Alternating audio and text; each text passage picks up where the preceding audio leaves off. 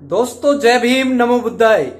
Lucky Kohinoor channel पर आज मैं आपको बताने वाला हूं हाथरस कांड के बारे में, ताकि एक बाबा को क्यों बचा रहे हैं दूसरा बाबा, वो बाबा क्या ऐसी सरकार पे जादू चला दिया ताकि सरकार भी जो की जांच होनी चाहिए उस जांच की उसके ऊपर आंच आनी चाहिए, लेकिन क्यों नहीं आ रही बाबा के ऊपर आंच।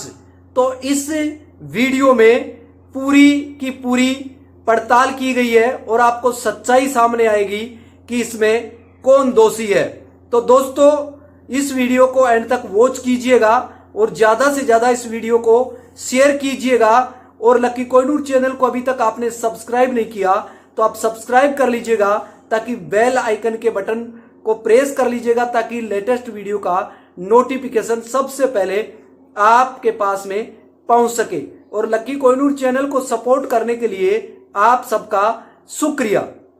तो दोस्तों सबसे पहले तो बाबा का नाम बता देता हूं, नारायण साकार हरि उर्फ भोले बाबा, जिसका रियल नेम है सूरजपाल सिंह जाटव।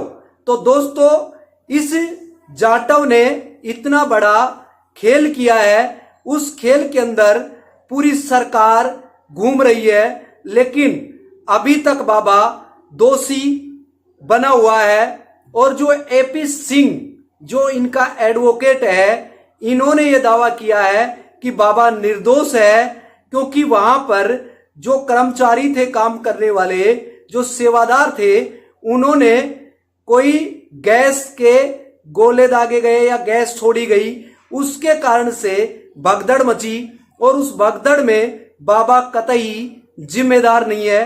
तो इसीलिए आज इस घटनाक्रम में 9 लोगों को गिरफ्तार कर लिया गया है और 22 लोगों को साबित किया गया है कि ये इस घटना में आरोपी बनाए गए हैं। तो दोस्तों इसके लिए मायावती जी ने, जो पूर्व सीएम है, उन्होंने ट्विटर हैंडल से यह बताया है कि जो भी इस तरीके की घटना हुई है उस घटना में बाबा जिम्मेदार है या फिर सबसे ज्यादा प्रशासन की लापरवाही के कारण से ये सारी चीजें देखने को मिली है, इसीलिए सरकार की इसमें विफलता रही है।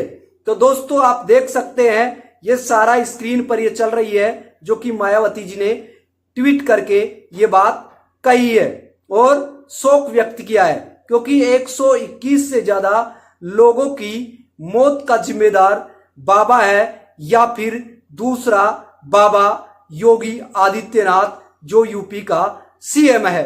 तो दोस्तों जो नारायण साकार हरि भोले बाबा सूरजपाल सिंह जाटव को दूसरा बाबा योगी आदित्यनाथ सीएम साहब क्यों बचा रहे हैं, इसके पीछे की सच्चाई क्या है। इसके अंदर 6 लोगों को सस्पेंड कर दिया गया है और सबसे बड़ी बात तो यह है कि जो अखिलेश यादव इनके पंडाल में आए हुए हैं, बाबा का आशीर्वाद लेने के लिए आए हुए थे, तो उन्होंने भी, उनसे भी रिपोर्टर ने पूछा कि बाबा की गिरफ्तारी क्यों नहीं हुई, तो उन्होंने जवाब दिया यूपी के अंदर 2 बाबा हैं किन की गिरफ्तारी होनी चाहिए। सुन लीजिएगा ये अखिलेश जी क्या कह रहे हैं। मैं कहता हूँ किस बाबा की गिरफ्तारी कराएं, बताओ तुम। 2 बाबा हैं।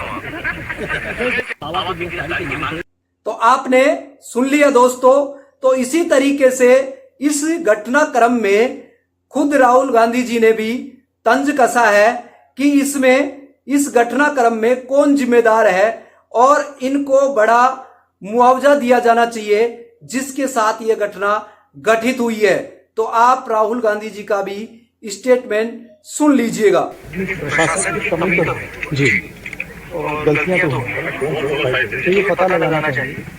और शायद सबसे जरूरी बात कि कॉम्पेंसेशन सही मिलना चाहिए, क्योंकि ये गरीब परिवार है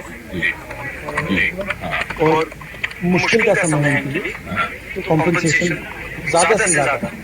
और मैं यूपी के चीफ मिनिस्टर से विनती करता हूँ कि दिल खोल के कॉम्पेंसेशन।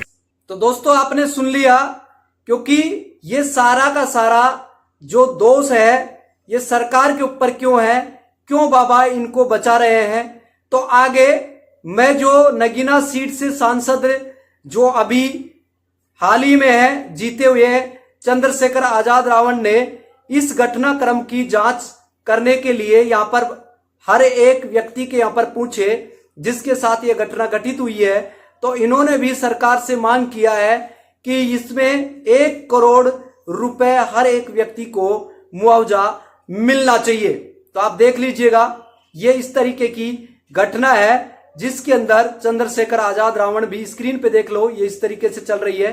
तो 1 करोड़ रुपए की डिमांड किया है क्योंकि जिसका घर का चिराग बुझ गया हो उसको अब वापस नहीं लाया जा सकता। तो दोस्तों इसी तरीके की ये जो घटना हो रही है, क्यों बाबा इस बाबा को बचा रहे हैं, क्यों नहीं पकड़ रहे हैं, तो इसके पीछे जो जिम्मेदार है, क्या छोटे लेवल पर जो तहसीलदार है, एसडीएम है, जो जांच करने वाले अधिकारी है, जो 6 लोगों को सस्पेंड किया गया है, तो क्या 80,000 लोगों की गैदरिंग के लिए जो परमिशन ली गई थी उस परमिशन के अकॉर्डिंग वहां पर अगर 2.5 लाख लोग पहुंच रहे हैं और धीरे धीरे करके ज्यादा लोग आ रहे हैं तो इसकी खबर ऊपर तक भी पहुंच रही होगी, तो क्यों नहीं सीएम योगी आदित्यनाथ बाबा ने उनकी भी क्यों क्लास नहीं ली। इसका मतलब समझ रहे हो, क्यों नहीं सस्पेंड किया गया। अगर बात यहां पर इस बाबा की जगह और बाबा होते, जैसे मान लो कि अगर कहने में कोई परहेज नहीं है, अगर मोमडन कम्युनिटी से आता या कोई उसके साथ इस तरीके की घटना हो जाती, क्योंकि 121 से ज्यादा लोगों की मौत का जिम्मेदार कौन है। अगर इस तरीके की घटना कोई घटित हो जाती तो दोस्तों चारों तरफ से प्रशासन हाई अलर्ट जारी कर दिया गया होता और यहां पर बाबा का बिल्डोजर वहां पे जाकर काम कर रहा होता अगर कोई मुस्लिम कम्युनिटी से कोई बाबा होता तो दोस्तों यहां पे इस तरीके की ये घटना हो गई और 121 लोगों की मृत्यु होने के बाद में भी अभी सरकार कहने का मतलब बाबा को बचा रही है और 11 लोगों को यानी 9 लोगों को पकड़ लिया गया है, हिरासत में ले लिया गया है और वो निर्दोष होते हुए भी उनको दोषी बना दिया गया और आरोपी बना दिया गया 22 लोगों को बाबा को छोड़कर। मैं बार बार कह रहा हूं, बाबा को छोड़कर ये सारे आरोपी बनाए जा रहे हैं। अभी भी जो जांच करने वाली और कमेटियां हैं वो बाबा को बचाने में लगी हुई है और बाबा कह रहा है कि ये भगदड़ हुई उससे पहले मैं निकल चुका था। तो दोस्तों बाबा की चरण धूल लेने के लिए जो श्रद्धालु वहां पर आए हुए थे और उन्होंने दर्शन करने के बाद में जब बाबा जाने लगे तो ये वायरल वीडियो भी है जो कि ये साबित करते हैं कि बाबा वहीं थे। उसके बाद में ये घटना घटित हुई।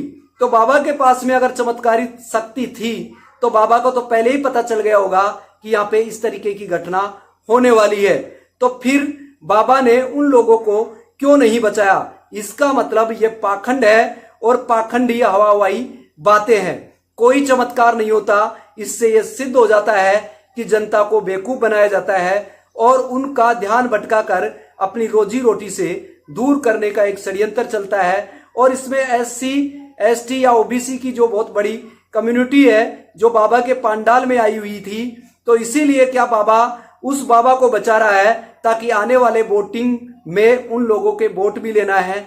इसलिए बाबा की अगर बाबा को पकड़ते हैं तो जो लोग हैं कम्युनिटी जो लोग हैं उनका जो वोट मिलना है वो वोट बैंक बैलेंस है वो कम हो जाएगा। इसीलिए ये बहुत बड़ी साजिश है और इसके पीछे की राजनीति है।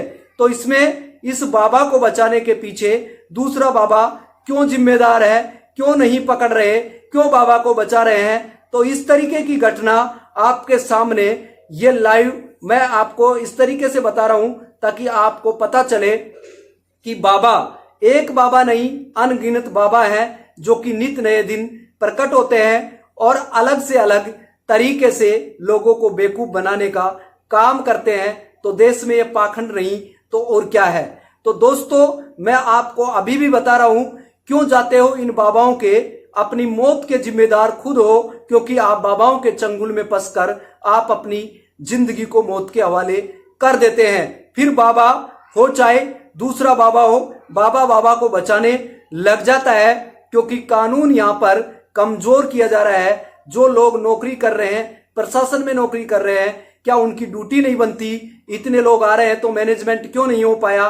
तो दोस्तों, इनको बढ़ावा कौन देता है बाबाओं को? ये सरकार ही बाबाओं को बढ़ावा देती है, ताकि जनता इनके चंगुल में फंस जाए। फिर उनसे बाबा की आस्था के नाम पर जो लोगों को बेवकूफ बनाया जाता है, और फिर वोट आती है, वोट आते हैं तो मतदान के उस टाइम में बाबा जिधर और इशारा करता है उधर ही मतदान की पेटी चली जाती है। तो दोस्तों, ये सारा का सारा राजनीति का अड्डा बन गए हैं बाबा। तो दोस्तों, ऐसे ही बाबाओं की पोल लकी कोहिनूर चैनल पर खोली जाती है और हर खबर से रूबरू किया जाता है। झूठ से दूर और सच से भरपूर खबर दिखाई जाती है। तो क्यों नहीं लकी कोहिनूर चैनल को आप सब्सक्राइब करके ज्यादा से ज्यादा इस वीडियो को कैरी फॉरवर्ड करें, ताकि बाबाओं की पोल खुल सके और इनकी जो रियल जगह जेल है उसके अंदर इनको सलाखों के अंदर पहुंचाने का काम कर सके।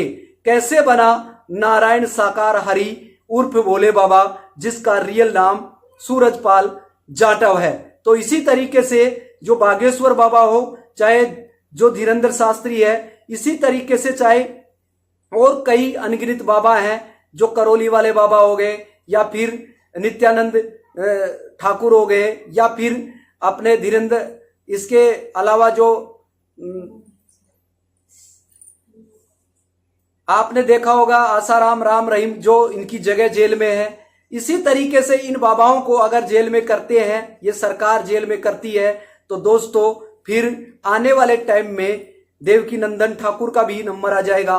फिर इसके बाद में जो भागवत करने वाले, जो कथा प्रवचन करने वाले जो बाबा हैं, बागेश्वर धाम वाले बाबा, ये सारे बाबाओं का दिन आने वाले टाइम में इनको भी जेल के सलाखों के पीछे इनका भी नंबर लगने वाला है। लेकिन गवर्नमेंट इनको Z+ सुरक्षा देकर यह साबित करती है कि कोई चमत्कार नहीं होता, कोई भगवान नहीं होता, और भगवान की भक्ति करने वाले लोग मोटी मोटी फीस लेते हैं, 20-20 लाख रुपए लेते हैं। कथा प्रवचन करने वाले 20-20, 15-15 लाख रुपए।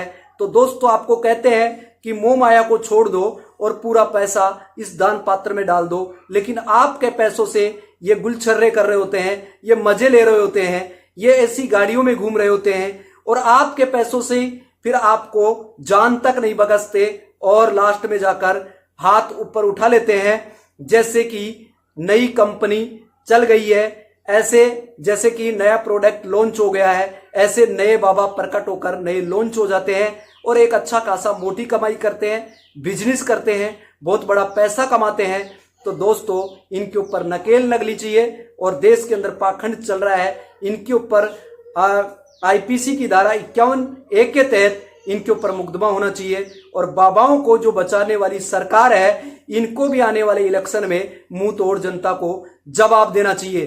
तो फिर मिलेंगे हम लेटेस्ट न्यू वीडियो में न्यू इन्फॉर्मेशन के साथ। अभी लकी कोहिनूर को दीजिएगा इजाजत। Thank you so much. Okay bye. जय भीम, नमो बुद्धाय, शुक्रिया।